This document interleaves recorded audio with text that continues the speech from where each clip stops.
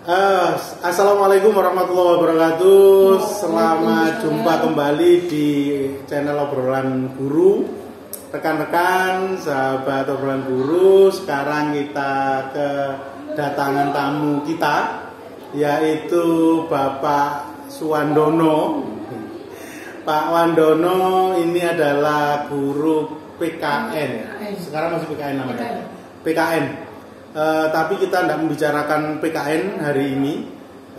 Pak Wandono ini sangat mengenal Ki Hajar Dewantoro. Mungkin Pak Wandono ini satu-satunya temannya Bapak Ki Hajar Dewantoro yang masih ada sampai saat ini. Dalam pemikiran. Dalam pemikiran. Teman dalam pemikiran. Pak Wandono ini cukup memahami bahwa saya melihat di tulisan-tulisannya Pak Wandono, sebelum kita masuk tentang apa itu beliau Bapak pendidikan kita Ki Hajar, saya ingin satu atau dua kata kesan yang dari Pak Wandono. Siapa sih sosok Ki Hajar Dewantoro menurut Pak Wandono? Terima kasih Bapak Aris yang telah memberi kesempatan kepada saya untuk berbicara tentang profil atau pandangan-pandangan Ki Hajar Dewantoro ya, tentang pendidikan kita. Begini Pak, Ki Hajar Dewantoro ini sangat konsen terhadap pendidikan ya, kaulo alit atau pribumi Pak ya. Jadi dalam rangka menggugah semangat kebangsaan di dalam Indonesia menghadapi penjajahan. Nah, ada hal yang saya sangat tertarik dengan ungkapan-ungkapan beliau ya. Yang pertama yaitu begini, jangan tergesa-gesa meniru cara Barat atau cara Eropa. Jangan pula terikat oleh rasa konservatif atau rendah diri. Tapi cocokkan semua barang dengan kodratnya. Berarti artinya beliau itu sudah mau menanamkan, walaupun kita terjajah waktu itu kan, itu kita itu harusnya bangsa yang punya harga diri. Punya harga diri, punya martabat, punya kepribadian, punya budaya. Nah, artinya bahwa pendidikan kita jangan sampai meniru cara-cara orang Eropa, tapi kembangkan berdasar budaya kita. Berarti muatan lokalnya muatan lokalnya sudah dipikirkan dan dikembangkan oleh beliau. Karena kalau gini Pak, kalau kita pikir, kalau kita selalu mengikuti cara-cara Barat, kita tidak akan pernah menyalip pendidikan di Barat, karena kita hanya mencontoh terus. Artinya kita kalau jadi follower follower terus nggak akan pernah jadi trendsetter. Kalau gampang gini ya analoginya.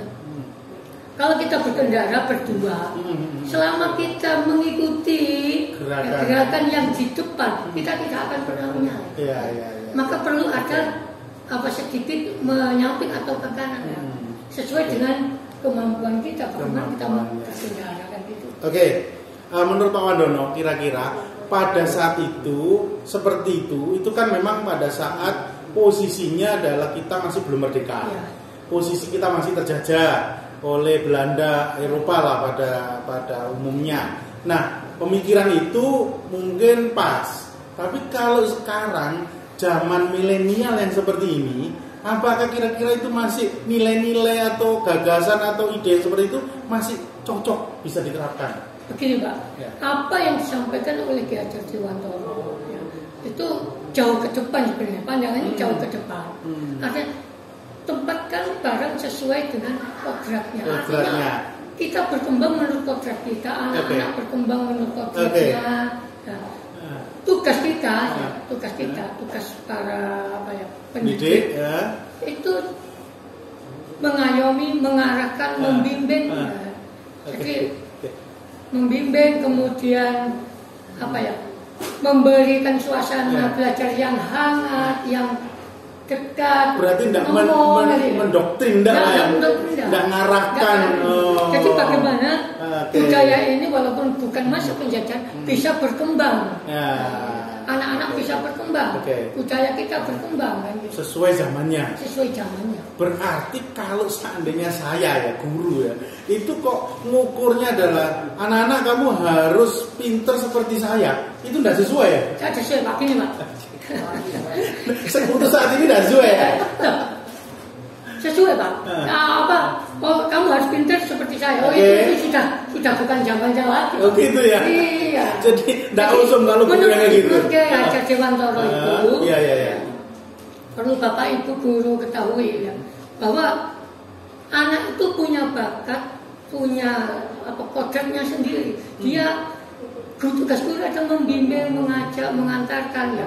Jangan sampai anak-anak ini kodratnya ini melemah, kemampuannya melemah, tapi kita bimbing ke arah yang jauh lebih baik. Walaupun masing-masing itu punya kodrat yang berbeda-beda, ya ini nanti dikembangkan berbeda-beda. Jadi Pak, guru itu tidak bisa memaksakan anak-anak seperti dirinya. Kalau kudu kayak aku enggak ada. Kayaknya repot ya Pak ya. Artinya tugas guru semakin repot. Kalau dulu kan enak.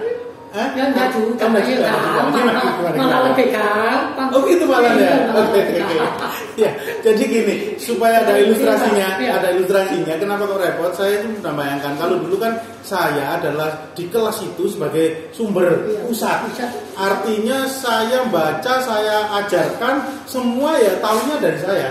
Artinya saya ini misalnya ada sesuatu yang tidak menguasai di sana sini, itu tidak akan muncul kan kayak gitu kan ya. Kenapa? Karena semua sudah terkondisikan, yaitu saya menguasai kelas. Saya pokoknya ibaratnya dulu ada istilah murid itu adalah diemut dan diorat-arit oleh guru kan kayak gitu kan ya. Nah, kalau sekarang kita yang punya potensi masing-masing itu ternyata kita guru wajib mengembangkan, apa enggak pusing itu Pak ngaturnya? Gimana Pak? Enggak juga. Guru juga demikian Pak. Kita semua guru itu menguasai semua. Ya. Betul. Kita menguasai semua bidang. Betul. Jadi itu masalahnya kan? Tugas kita ya. Bagaimana anak-anak ini tumbuh dan berkembang menurut kodratnya. Jadi kita hanya menuntun, mengarahkan. Ya biar anak-anak itu sendiri yang bisa mengembangkan. Sebentar, berarti saya sedikit. Kita itu cuma katakan sebagai motivator bagi anak. Oh, supaya bisa mandiri sendiri. Mandiri. Oh. Nggak bisa kita kamu harus begini. Oh mereka. Oke. Ini kayaknya paradigma yang mungkin sedikit berbeda ya. Kalau dulu kan kita harus menguasai, ibaratnya menang satu malam. Saya baca dulu, besoknya baru diajarkan kan kayak gitu kan ya. Kalau sekarang kita nggak usah belajar, tapi bagaimana mendorong supaya anak bisa berkembang. Iya. Atau gitu tak? Ada istilah long of education. Oh, long of education ya. Kalau seseorang itu belajar sepanjang bisa. Guru juga demikian, tidak boleh lantas dia itu mandek di situ karena saya sudah mampu dengan ilmu ini mandek, tidak bisa seperti itu ya. Belajar terus menggali potensi kita sendiri. Ya, kalau belajar untuk kita ya kan. Tapi untuk perlakuan ke anak-anak itu adalah mendorong supaya anak-anak mau belajar. Betul. Bukan mendorong anak itu menuruti apa kepintaran saya. Jadi gini Pak.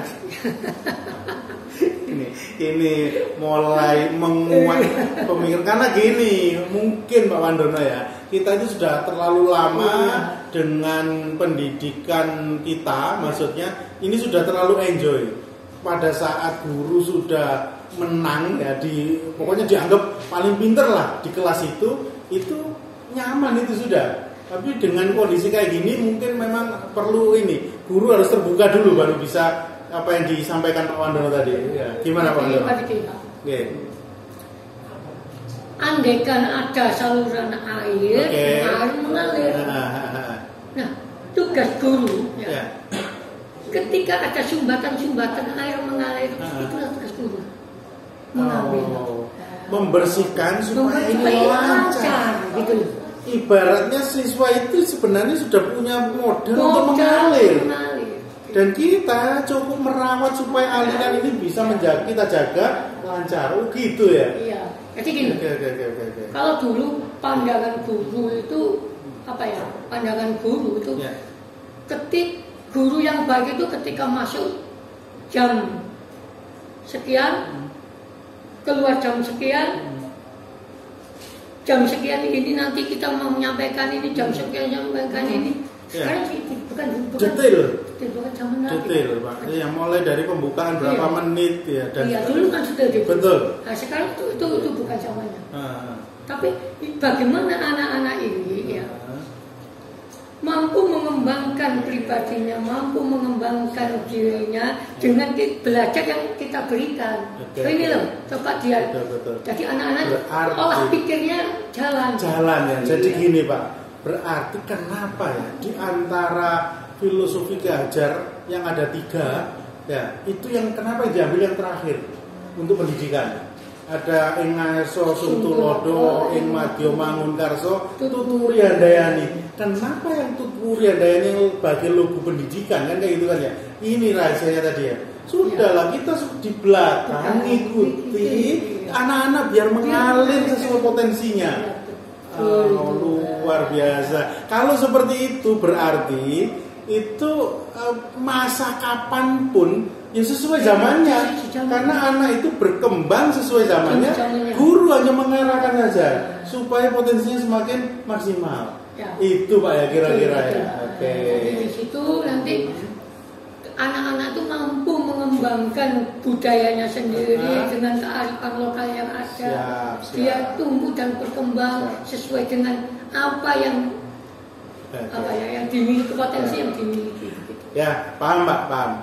Baik Pak Wandono, ini karena hubungannya sama durasi, jadi saya bisa simpulkan pertemuan kali ini bahwa rekan-rekan guru kayaknya terutama saya ini ya, selaku guru yang sudah lama, ini pikirannya harus mulai dirubah. Kita tidak bisa menjadi master atau pimpinan atau tokoh di dalam kelas itu yang harus dipanuti, tapi sekarang kita mungkin tadi menjaga aliran yang sebenarnya siswa itu sudah punya potensi mengalir kemana-mana, dan kita menjaga itu tugas kita, bukan sebagai pusat pembelajaran. Berarti itu penerapan pembelajaran berbasis siswa.